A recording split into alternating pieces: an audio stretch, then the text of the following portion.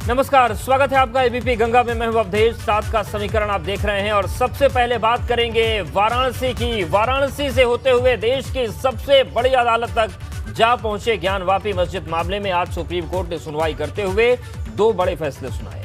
आज ज्ञानवापी मामले में सुनवाई करते हुए सुप्रीम कोर्ट ने मुस्लिम पक्ष के ज्ञानवापी सर्वे पर रोक लगाने के मामले में दखल देने से इनकार कर दिया और स्पष्ट निर्देश दिए कि मामला निचली अदालत में है, ऐसे में मुस्लिम पक्ष की याचिका पर विचार नहीं किया जा सकता। वहीं इस मामले में बड़ा फैसला सुनाते हुए सुप्रीम कोर्ट ने ज्ञानवापी मस्जिद में उस जगह को संरक्षित करने के आदेश दिए हैं जहां पर हिंदू पक्ष ने सर्वे के आखिरी दिन शिवलिंग पाए जाने का दावा किया। सुप्रीम कोर्ट ने वाराणसी जिला प्रशासन के दावे वाली जगह की सुरक्षा सुनिश्चित करने का आदेश देते हुए कहा कि ऐसा करते हुए ज्ञानवापी मस्जिद में जाने वाले नमाजियों को इससे कोई परेशानी नहीं होनी चाहिए। हालांकि मुस्लिम पक्ष ने वाराणसी कोर्ट के शिवलिंग के दावे वाली जगह को संरक्षित करने के आदेश का विरोध किया, लेकिन यूपी सरकार की तरफ से पेश सॉलिसिटर जनरल तुषार मेहता ने कहा कि जहां पर शिवलिंग मिलने का दावा है वहां पर अगर वजू की इजाजत दी गई तो मुश्किल खड़ी हो सकती है।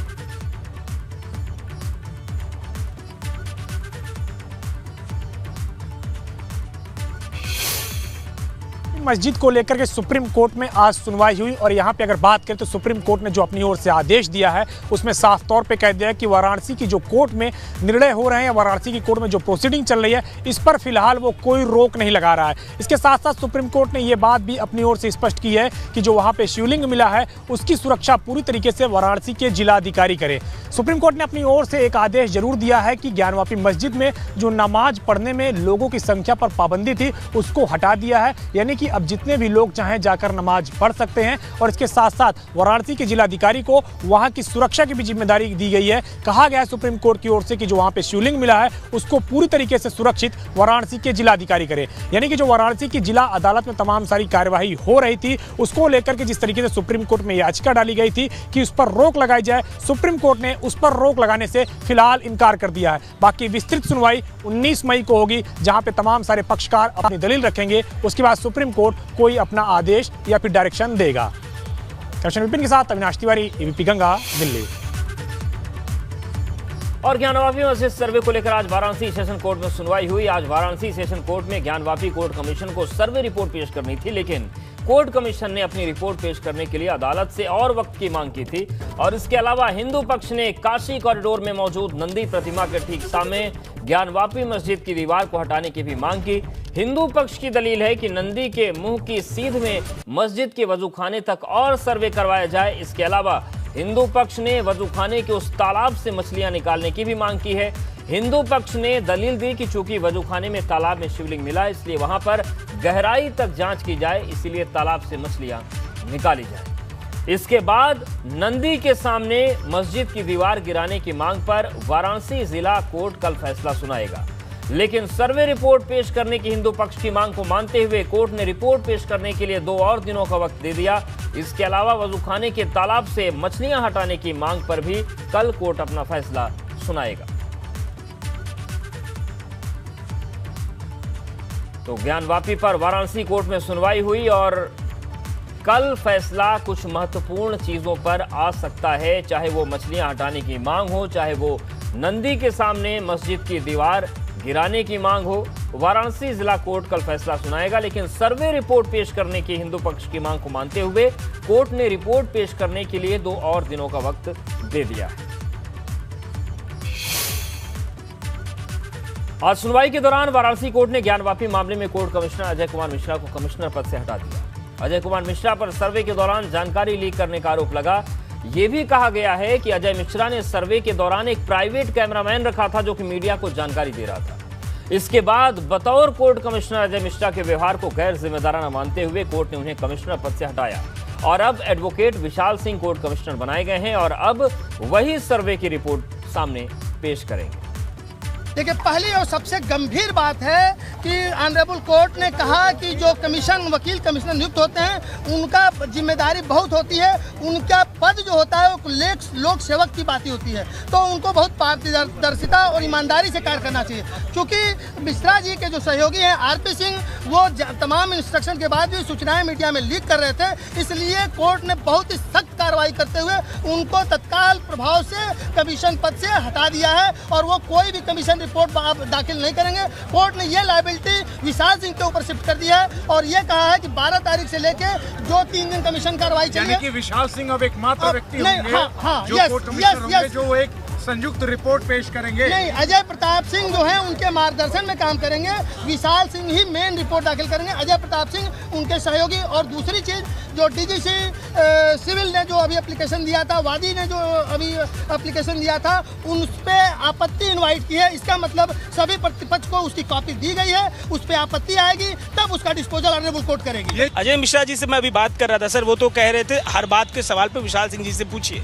मैं क्या पूछूं आपसे, बताइए क्यों ये स्थिति बन गई सर? ये पूरी कार्रवाई कमीशन की मेरी निगरानी में, मेरे अध्यक्षता में हुई है, उसमें सब लोग सहयोग किए हैं। लेकिन कोई भी प्रश्न चिन्ह अगर इस कमीशन की कार्रवाई में उठता है, किसी पक्ष द्वारा उठाया जाता है, तो ये जो कमीशन की रिपोर्ट पर की निष्पक्षता पे प्रश्न चिन्ह उठता है। ये कह रहे थे कि वही उन्हीं का ये विचार था कि हर दिन शाम को जो भी चिप है वो जमा हो जानी चाहिए, ये उनका विचार जमा है लेकिन चिप नहीं डिस्क्लोज हुई है। वो आदमी जो था साथ में वो लगा बाइट देने, वो लगा कहने, और एक दो लोग थे उस पर प्रतिवादी संख्या 4 जो हैं मस्जिद की तरफ से, उस पर आपत्ति आई, उस पर माननीय न्यायालय ने स्पष्ट आदेश पारित किया। तो वाराणसी से लेकर दिल्ली तक आज ज्ञानवापी मामले पर सुनवाई हुई। हमारे साथ ज्यादा जानकारी के साथ मोहम्मद मोइन जुड़ गए हैं वाराणसी से। मोइन, अगर हम बात करें वाराणसी की, जिस तरीके से आज पूरा मसला रहा, सुप्रीम कोर्ट से भी कुछ निर्देश आए हैं वाराणसी सिविल कोर्ट के लिए, अब कल क्या होगा? क्या क्या चीजें हैं जिन पर कल स्थितियां स्पष्ट हो सकती हैं?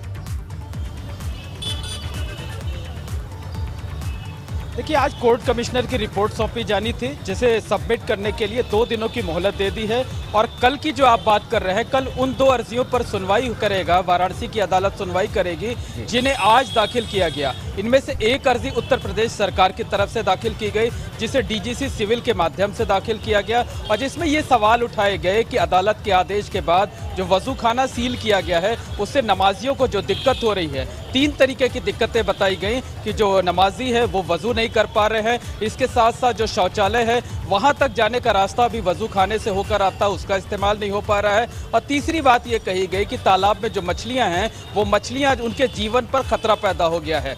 इसके साथ साथ एक अर्जी दाखिल की गई वाराणसी की रहने वाली 3 वादकारी महिलाओं की तरफ से। उनकी अर्जी में ये कहा गया कि सर्वे ठीक है, अभी तक जो चला ठीक है, लेकिन ये सर्वे आगे भी जारी रहना चाहिए। विश्वनाथ धाम कॉरिडोर में जहां पर नंदी जी की प्रतिमा है उसके ठीक सामने जो दीवार है, दीवार को तोड़ा जाना चाहिए। जिस जगह शिवलिंग मिला है उसके नीचे खुदाई कराकर वहां सर्वे होना चाहिए। इसके साथ साथ जो पश्चिमी दीवार है उसके पीछे जो चट्टान है, जो मलबा है, उसे हटाया जाना चाहिए। और तहखाने का वो एक कमरा जिसमें बहुत मलबा भरा हुआ था, जिसमें बहुत बांस बल्लियां रखी हुई थी, उन्हें भी पूरी तरह से खाली कराकर वहां फिर से सर्वे कराया जाना चाहिए। तो इस तरीके की मांग की गई। इन दोनों अर्जियों पर आज कोर्ट में सुनवाई हुई, लेकिन ज्यादा देर तक सुनवाई नहीं हुई। कल इन दोनों अर्जियों पर कोर्ट में फिर से सुनवाई होगी, दोपहर को किसी वक्त सुनवाई होगी। अब ये कोर्ट को तय करना होगा कि वो कल की सुनवाई के बाद फैसला तुरंत यानी सेम डे दे देता है या फैसला सुनाने में 1-2 दिन का वक्त लेता है। लेकिन कल 2 इन्हीं अहम अर्जियों पर वाराणसी की जिला अदालत में सुनवाई होनी है। बिल्कुल। और मोइन, जिस तरीके से अगर हम चाहे सिविल कोर्ट वाराणसी की बात करें, सुप्रीम कोर्ट की बात करें, जो भी कुछ हुआ, जो प्रक्रिया है सभी के सामने है, इस पूरे क्रम के बीच जो मुस्लिम पक्ष के वकील हैं, जो मुस्लिम पक्ष के लोग हैं, उनकी तरफ से अभी तक कोई रिएक्शन आया है क्या?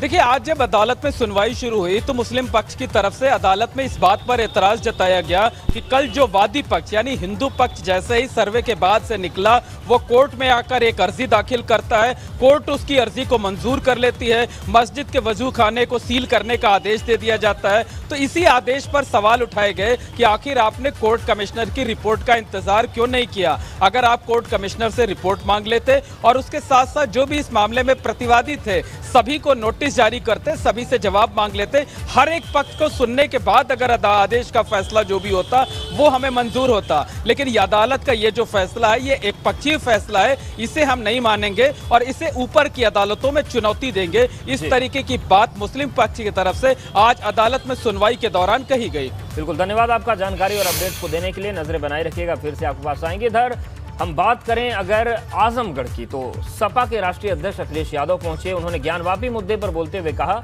कि भाजपा जानबूझकर ऐसे मामले उठा रही है और इस तरह के मामलों को नहीं उठाया जाना चाहिए। तो आजमगढ़ पहुंचे थे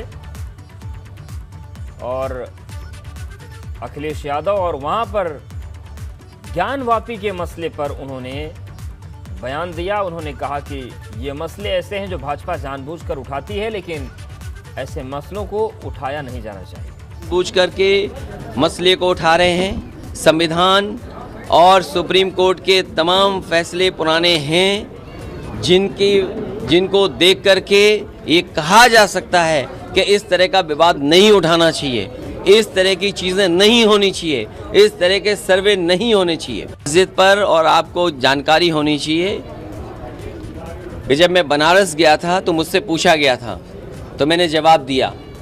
लेकिन भारतीय जनता पार्टी ऐसी पार्टी है जो अपना विपक्ष बना के रखती है। हम विपक्ष हैं वो सवाल नहीं है। भारतीय जनता पार्टी अपने सुविधा के लिए एक विपक्ष बना करके रखती है और ये समझना चाहिए भारत की राजनीति में भारतीय जनता पार्टी ने गुपचुप तरीके से हाथ मिला करके कई विपक्ष बना करके बैठे हुए हैं। ज्ञानवापी मस्जिद के सर्वे के मामले पर मुरादाबाद से समाजवादी पार्टी के सांसद डॉक्टर एस.टी. हसन ने सवाल उठाए।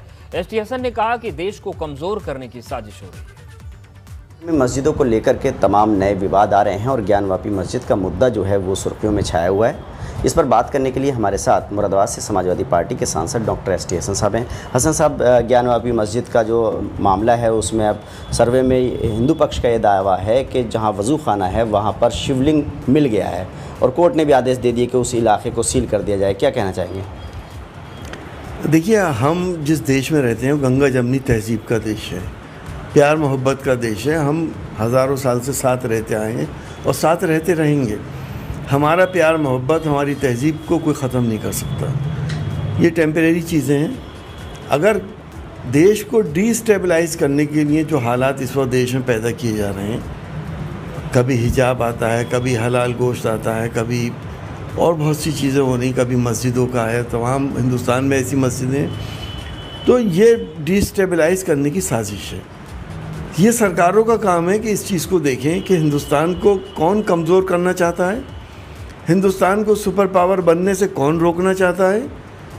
वो लोग जो उनके इशारों पे काम कर रहे हैं, उनके आका कहाँ पर हैं, क्या वो देश में हैं या विदेश में हैं, इसको देखें और हिंदुस्तान को इस साजिशों से बचाएं। मसला क्या हो गया? मसला ये हो गया कि बीजेपी खुद कम्युनल पॉलिटिक्स करती रही है। अब ये उनके गले की हड्डी बन गया, ना निगलने के ना उगलने के, ना इनका अपोज कर सकते, ना इसको एक्सेप्ट कर सकते। तो आखिर देश जाएगा कहाँ? मेरा तो सिर्फ यही कहना है कि इन साजिशों का पर्दाफाश होना चाहिए और हम सबको मिलके एक अजीम हिंदुस्तान बनाने की रास्ते पे चलना पड़ेगा।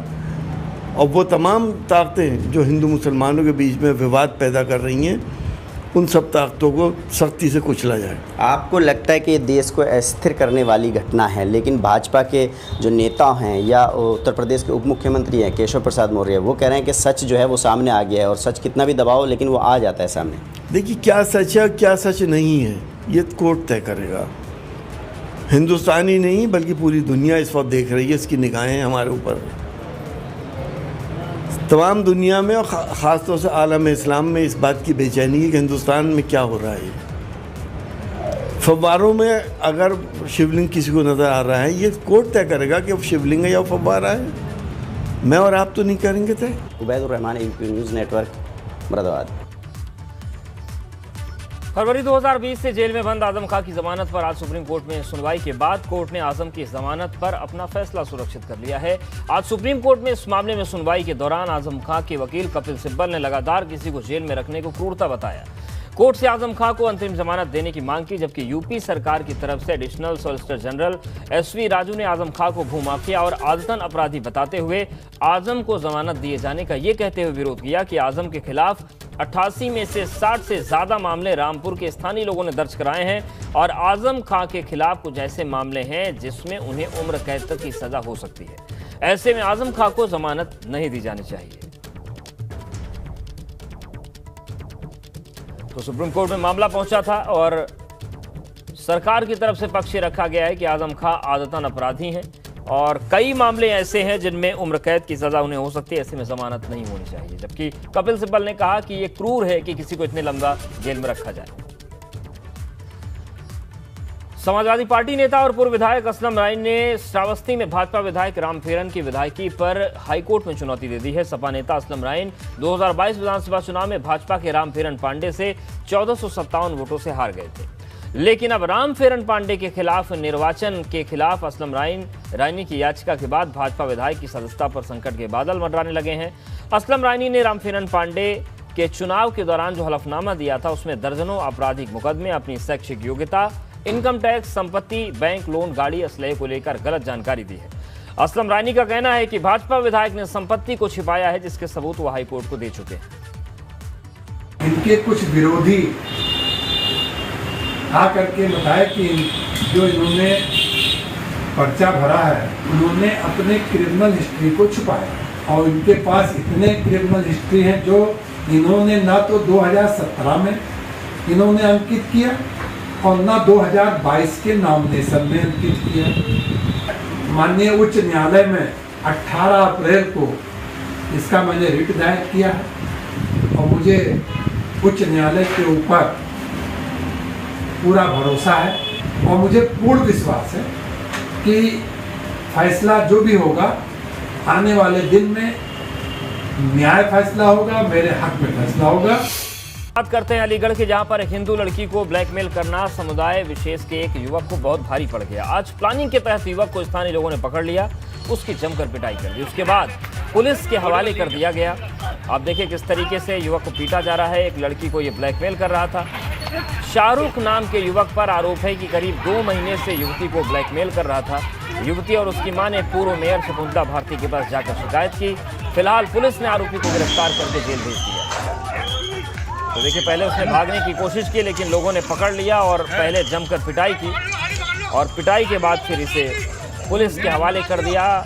इसका नाम शाहरुख बताया जा रहा है और 2 महीने से एक लड़की को परेशान कर रहा था, ब्लैकमेल कर रहा था और आज लोगों ने ही इसका इंसाफ किया। पहले इसकी पिटाई की गई और उसके बाद इसको पुलिस के हवाले कर दिया। पुलिस ने इसको गिरफ्तार करके जेल भेज दिया। तो तस्वीरें हम आपको दिखा रहे हैं अलीगढ़ की, जहां पर युवती को ब्लैकमेल करना इस पर बहुत ज़्यादा भारी पड़ गया।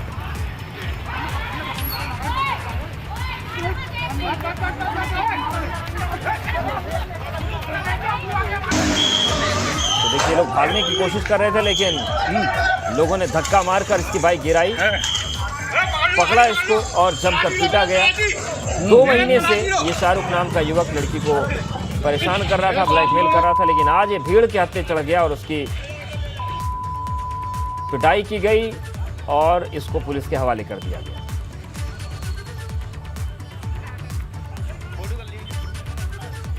इस तरीके से बिटियाओं की ज़िंदगी के साथ खिलवाड़ करते हैं, फंसाते हैं और फिर उनकी ज़िंदगी के साथ खेलते हैं। ये किस तरह की कार्रवाई की जा रही है? कार्रवाई तो होगी इसमें। क्या ये लव जिहाद का मामला है? भाई मैं ये नहीं कह सकती, लव जिहाद तो है ही और क्या है, लव जिहाद ही कहेंगे इसे। बिटियाओं को फंसाना और उनके साथ इस तरीके से ज़िंदगी के साथ खिलवाड़ करना। एक लड़की के साथ जो है, एक लड़के द्वारा 2 महीने से शारीरिक और मानसिक शोषण किया जा रहा था, तो उसमें लड़का पकड़ के भी आ गया है थाने में, गिरफ्तारी हो गई है और संबंधित धाराओं में मुकदमा पंजीकृत करके वैधानिक कार्रवाई की जा रही है। अब अभी लव जिहाद के बारे में कुछ कहना वो नहीं होगा, अभी उसमें जांच चल रही है। जांच के बाद जो है अब उचित धाराओं में अभियोग पंजीकृत करके अभियुक्त को जेल भेजा जा रहा है।